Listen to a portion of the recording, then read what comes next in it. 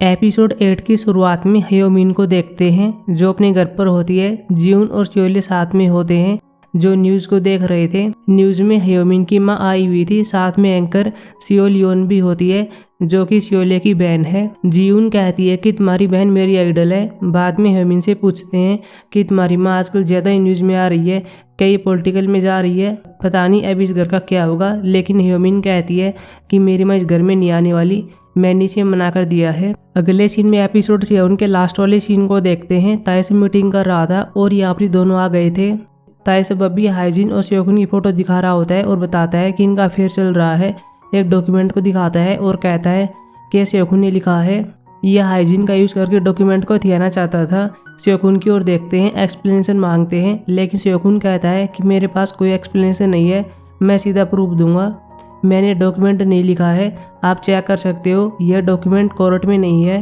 जिसने भी डॉक्यूमेंट लिखा है आप इसके नीचे एक नंबर को देख सकते हो, इसको ट्रैक करो, आपको पता चल जाएगा। अगले सीन में ट्रैकर भी लेते हैं और मिंजुन के पास कॉल करते हैं जो अपनी गेमिंग कर रहा होता है। इसको यहाँ पर आने के लिए कहते हैं और मिंजुन वही होता है जिसने रात को फाइल चुराई थी। स्योकुन मिंजुन को फाइल दिखाता है, पूछ रहा था कि ये तुमने लिखी है, लेकिन ये साफ मना कर देता है। स्योकुन के पास आईटी वालों ने कॉल कर दिया था, बता दिया था मैं क्या मिला है। बाद में मिंजुन से कहता है कि तुम्हारे कंप्यूटर की जांच की गई है और ये फाइल तुम्हारे कंप्यूटर में भी है, अब तुम क्या कहना चाहोगे। फ्लैशबैक सीन में देखते हैं कि क्या हुआ था। स्योकुन ने पहली प्लानिंग बना ली थी। यहाँ पर हम जिन्नू को देखते हैं जो कि मिंजुन के पास आता है और कहता है कि मेरा कंप्यूटर क्रैश हो गया है, मुझे तुम्हारे कंप्यूटर का यूज़ करना है। काफ़ी रिक्वेस्ट के बाद ये मान लेता है और जिन्नू इसके कंप्यूटर में यह फाइल अपलोड कर देता है। मीटिंग में हिचुअल को देखते हैं जो कि मिंजुन पर आरोप लगाता है और कह रहा होता है किसने हमको फाइल दी थी। स्योकुन मिंजुन को देखता है और कहता है तुम क्या कहना चाहोगे। मिंजुन कह रहा होता है मुझे सोचने के लिए टाइम चाहिए, मैं आपको बाद में बता दूंगा। हिचुअल स्योकुन से कहता है कि ये सब तो ठीक है, लेकिन रात को हयोजिन तुम्हारे घर पर क्या करने के लिए आई थी, क्या तुम इस बात को एक्सप्लेन कर पाओगे। स्योकुन कहता है कि काम को लेकर उसके साथ हरेसमेंट किया जा रहा था, इसलिए रिपोर्ट करने के लिए मेरे पास आई थी और हरेसमेंट दोयुन कर रहा है। अब रात वाले सीन को देखते हैं कि इनके बीच क्या बात हुई थी। हयोजिन कहती है कि मैं वहाँ पर काम किया करती थी, लेकिन दोयुन मुझ पर चिल्लाता रहता था, मुझे लगा कि मेरे काम में कमी होगी, इसलिए मैंने मेहनत से काम किया, दिन रात काम करती रहती थी, उसका कहना मानती थी, उसके काम करती रहती थी, लेकिन यह सब करने के बावजूद वह मुझ पर चिल्लाता रहता था। मैं इन सबसे तंग आ गई थी और अपनी जॉब छोड़ना चाहती थी, लेकिन दोयुन ने कह दिया था कि अब से तुम मेरे साथ रहोगी, मैं डिनर करने के लिए कहीं भी जाऊंगा, तुम मेरे साथ आना। हालांकि यह सब डिनर बिजनेस लोगों के साथ होता है। हयोजिन कहती है कि पहले सब कुछ ठीक चल रहा था, उसने मुझे हरेस करना बंद कर दिया, लेकिन वह धीरे धीरे मेरे क्लोज आते गया और एक दिन मैं उसके साथ सो गई। मैं इन सबसे बाहर निकलना चाहती थी, लेकिन उसने मुझे जाने नहीं दिया। मैंने कह दिया था कि मैं तुम्हें रिपोर्ट करूंगी, तुम मेरा हरेसमेंट करते हो, लेकिन दोयुन कहता है कि तुम्हारी बात पर कोई बिलीव नहीं करेगा, मैं पहले से शादीशुदा हूँ। हाइजिन स्योकुन से कहती है कि मैं मरने के लिए जा रही थी, लेकिन मुझे लगा कि मुझे आपके पास आना चाहिए, आप मेरी हेल्प कर पाओगे। स्योकुन कहता है मुझे दोयुन के बारे में इसे पहले से पता है, तुम अकेले नहीं हो जिसके साथ ये हुआ है, कोई और भी है। बाद में एक सीन को याद करता है और ये सीन वही होता है जहाँ पर दोयुन हयोमिन के हाथ को पकड़ लेता है, लेकिन पास में स्योकुन होता है, इसकी हेल्प करता है और दोयुन के कान में कुछ कहता है, इसने बताया था कि तुमने इन्हीं लड़कियों के साथ ये सब किया है और अब तुम हयोमिन के साथ ये सब करने वाले हो, यह तुम्हारी अगली शिकार होने वाली है, लेकिन मैं तुम्हें पहले बता रहा हूँ तुम्हें रुक जाना चाहिए, नहीं तो मैं तुम्हें बर्बाद कर दूंगा।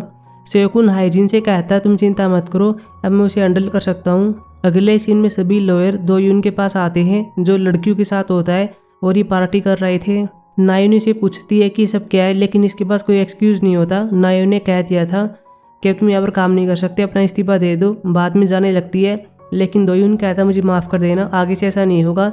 नायुन 2-3 चट्टू मारती है और कहती है कि तुम लॉयर बनने के लिए डिजर्व नहीं करते, अगली बार यहाँ पर मत आना। ताइस बाहर आकर स्योकुन से बात करता है और ये सब बंद करने के लिए कहता है। स्योकुन कहता है तुम चाहते क्या हो, क्या तुम फेवर चाहिए या फिर तुम मुझे धमका रहे हो।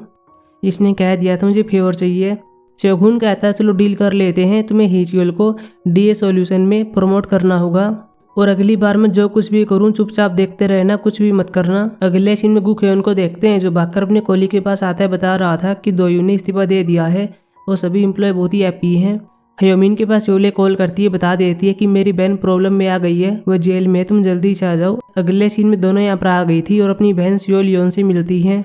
हयोमिन पुलिस वाले से कह रही होती है कि मैं इसकी लॉयर हूँ, मैं इसे मिलना चाहती हूँ, लेकिन पुलिस वाला कहता है कि ऐसा नहीं हो सकता। फिर अपने चोट के निशान को दिखाता है और कह रहा होता है कि बहुत ही अग्रेसिव हो गई थी, 48 घंटे तक ये बाहर नहीं आ सकती। शोले अपनी बहन से पूछती है कि हुआ क्या। योन कहती है कि मैं नहीं जानती, मेरे साइकेट्रिस्ट ने जो मेडिसिन दी थी मैंने ले ली थी और मुझे अचानक से पता नहीं क्या हो गया। जब मेरी आंखें खुली तो मैं यहाँ पर थी। ये पुलिस वाले से पूछते हुआ क्या है। पुलिस वाला कहता है कि इसने अपने पति के साथ मारपीट की थी और वह हॉस्पिटल के अंदर एडमिट है। अगले सीन में यह न्यूज टीवी पर आ जाती है कि एंकर योन के साथ क्या हुआ। अगले सीन में ह्योमिन इस केस के बारे में अपने कोलीग को बताती है। साथ में यह भी कहती है कि जो योनी है वह मेरी रूममेट की बहन है, लेकिन वो रूममेट से ज़्यादा मेरी बहन की तरह है। कुछ भी हो जाए हमें उनकी हेल्प करनी होगी। अगले सीन में सभी पहले ट्रायल में आते हैं लेकिन कुछ खास नहीं होता। शोले फोन पर ह्योमिन से बात करती है। ह्योमिन कहती है तुम चिंता मत करो, हम तुम्हारी बहन को बचा लेंगे। ह्योमिन सेयोखुन से कहती है कि हमें मेंटल इनकैपेबिलिटी को प्रूव करना होगा। सेयोखुन कहता है कि ऐसा करना मुश्किल है लेकिन हम ट्राई कर सकते हैं। अगले सीन में मिनजियोंग को देखते हैं जो एलिवेटर के अंदर आती है और यहाँ पर जिनू भी होता है जो इसको देख रहा था। मिनजियोंग के पास एक कॉल आती है और यहाँ से भाग जाती है। जिनू इसको देख रहा था, गाड़ी लेकर इसके सामने आ गया था और कहता है कि चलो मैं तुम्हें ले चलता हूँ। हालांकि पहले मना कर देती है लेकिन बाद में चली जाती है। मिनजियोंग कैफे में आती है और एक वुमन से बात करती है। वुमन एक कैमरे को देती है और कहती है कि फाइनली ये मुझे मिल गया है। हालांकि काम नहीं कर रहा है, मुझे नहीं पता कि ठीक होगा फिर नहीं होगा, तुम देख लेना।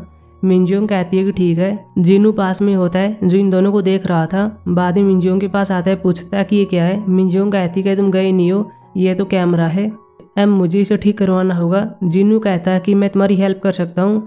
फिर इसे एक शॉप वाले के पास ले आता है। शॉप वाला कहता है कि मैं इसे ठीक कर सकता हूँ। मिनजियोंग कहती है कितना टाइम लगेगा। इसने कह दिया था कि कम से कम 1 महीना तो लग जाएगा, मेरे पास करने के लिए और भी काम है। लेकिन तभी जिन्नू बताता है कि मैं किसका भतीजा हूँ, इससे बात भी करवाता है। आदमी ने कह दिया था ठीक है मैं इनका काम कर दूंगा। जिन्नू मिनजियोंग से कहता है कि चलो तब तक के लिए खाना खाने के लिए चलते हैं। बाद में रेस्टोरेंट में आ गए थे, खाना खा रहे थे। मिनजियोंग कहती है कि तुम्हारी फैमिली बहुत ही बड़ी है। जिन्नू कहता तुम्हारे बारे में क्या, तुम्हारी फैमिली में कौन कौन है। लेकिन इसने कह दिया था कोई नहीं है, मेरे पेरेंट्स की डेथ हो गई है, मैं अकेली हूँ। जिन्नू कहता है फिर तो मैं अपनी आधी फैमिली दे दूंगा, इसके लिए तुम्हें मुझे शादी करनी होगी। लेकिन ये इसे चुप होने के लिए कहती है। जिन्नू पूछता है कि उस कैमरे के अंदर क्या है। मिनजियोंग कहती है कि मैं और मेरी माँ ट्रिप के लिए जेजू आइलैंड पर गए थे लेकिन हमारा पर कैमरा खो गया। वहाँ पर एक कपल था जिन्होंने हमारी हेल्प की थी, हमारी फोटोज और वीडियो बना ली थी। उन्होंने अपनी ईमेल भी दे दी थी ताकि हम कांटेक्ट में रह सकें और वीडियो फोटोज को सेंड कर सकें। लेकिन मैंने ईमेल को गलत टाइप कर लिया था और मैं उन्हें नहीं ढूंढ पाई। काफ़ी दिनों से मैं उन्हें पाने की ट्राई कर रही थी क्योंकि मेरे पास मेरी माँ की बहुत ही कम फोटो हैं और फाइनली वह कपल आज मुझे मिल गया था। जिन्नू के पास कॉल आती है, बता दिया जाता है कैमरा ठीक हो गया है।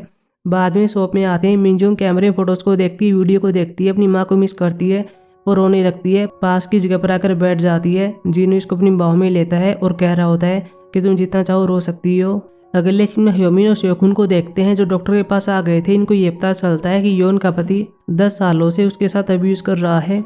इसी वजह से योन डिप्रेशन में चली गई थी और उसने मेडिसिन लेना स्टार्ट कर दिया। इसलिए जब भी वो मेडिसिन लेती है तो एग्रेसिव हो जाती है। सेयोखुन पूछ रहा होता है कि कैसा सभी के साथ होता है, लेकिन ये मना कर देती है।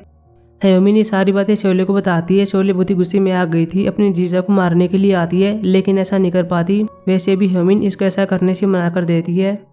अगले इसमें योन पर टेस्ट कर रहे थे, मेडिसिन को देते हैं और ये अग्रेसिव हो जाती है, तोड़फोड़ करने लगती है।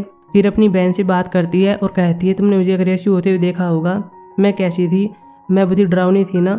लेकिन शोले मना कर देती है। योन बताती है कि मुझे मेरा पति मारा करता था लेकिन मेरे साथ कुछ और भी हो रहा था। जैसे ही मैं जागती थी मेरे आसपास की चीज़ें बिखरी हुई थी, मुझे नहीं पता था कि ये सब कैसे हो रहा है।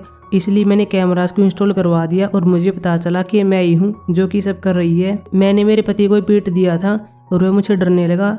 उसने पहले मुझे मारना बंद कर दिया था लेकिन एक दिन नशे में घर पर आया और मुझे फिर से मारा। मैंने उस दिन जानबूझकर मेडिसिन ले ली थी क्योंकि मैं रिवेंज चाहती थी। बाद में मैंने ऐसे किया था और मैंने उसको पीटा, लेकिन उस टाइम मुझे अच्छा लग रहा था, मैं वंडर वुमन बन गई थी, मैं फ्री फील कर रही थी। मेरे पास मारपीट की वीडियो भी है। ह्योमिन शोले को बाहर ले आती है, बताती है कि तुम्हारी बहन ने जानबूझकर किया है। अगर अपोनेंट को इस बारे में पता चल जाता है तो हम कुछ नहीं कर पाएंगे, हम कोर्ट में झूठ भी नहीं बोल सकते हैं, मैं ऐसा नहीं कर पाऊंगी। शोले कहती है कि क्या तुम्हें याद है जब तुम मेरे पास आई थी और कहा था कि मुझे साइन लैंग्वेज सिखाओ तो मैंने एक एहसान मांगा था, यह भी हाँ भरती है। अब शोले कहती है कि वह एहसान आज मुझ पर कर दो, मेरी बहन को बचा लो। हाइमिन ये सारी बातें सेयोखुन को बताती है और कहती है कि मुझे नहीं पता कि मैं क्या करूं, मुझे उसकी हेल्प करनी चाहिए या फिर नहीं करनी चाहिए। सेओकुन ने कह दिया था कि तुम्हारे अपने हैं, तुम्हें उनकी हेल्प करनी चाहिए। हयोमिन योन के पास आती है और कहती है कि तुम्हारे पास जो वीडियोज़ हैं मुझे दे दो और किसी को मत बताना कि तुमने जानबूझकर मेडिसिन ली थी। अगले सीन में सभी कोर्ट में होते हैं और सेओकुन योन को बरी करवा देता है। अगले सीन में तीनों लड़कियां घर पर होती हैं। जियून हयोमिन से पूछती है कि क्या तुमने वीडियोज़ को डिलीट कर दिया है, लेकिन ये मना करती है और कहती है कि मैं उन्हें करने वाली हूँ। लेकिन जियून कहती है चलो पहले देख लेते हैं, बाद में देखते भी हैं कि कैसे इनकी बहन अपने पति को मार रही थी। हालांकि पहले ये हंसते हैं, बाद में रोने लगते हैं। हयोमिन कहती है कि मल को लेकर आती हूँ। अगले सीन मल को लेकर आ रही होती है और यह सोचती है कि कैसे सेओकुन ने मेरी हेल्प की थी और योन को बचा लिया था, लेकिन मैंने उसे थैंक यू नहीं कहा। बाद में लोफर में आती है, सेओकुन से मिलती है। सेओकुन से पूछता है तुम यहाँ पर क्या कर रही हो। हयोमिन कहती है कि मैंने तुम्हें थैंक यू नहीं कहा था, योन को बचाने के लिए थैंक यू। सेओकुन कहता है ठीक है, बाद में जाने लगता है। लेकिन हयोमिन दिखाती है और कहती है कि क्या तुम अल्कोहल पीना चाहोगे। अगले सीन में दोनों ऊपर लाउंज में आ जाते हैं और बात करते हैं। हयोमिन पहले अपनी स्टोरी बताती है कि मैं यहाँ पर कैसे पहुंची। मेरे पेरेंट्स भी लो वाली कैटेगरी में थे, मैंने उनको देखा और बातें करना सीख लिया। मेरी फ्रेंड के पिता को काम को लेकर अब्यूज किया जा रहा था और मैंने उस टाइम पहली बार लॉयर वाला काम किया। आज मैंने खुद को एक डार्क टनल में पाया, लेकिन आप मानो मेरे पास फ्लैश लाइट लेकर आ गए हो। आपने मेरी हेल्प की है, इसके लिए थैंक यू। दोनों एक दूसरे को देखते हैं, स्माइल करते हैं और एपिसोड खत्म हो गया था। अब मिलेंगे एपिसोड 9 में जो संडे को आने वाला है। तब तक के लिए बाय।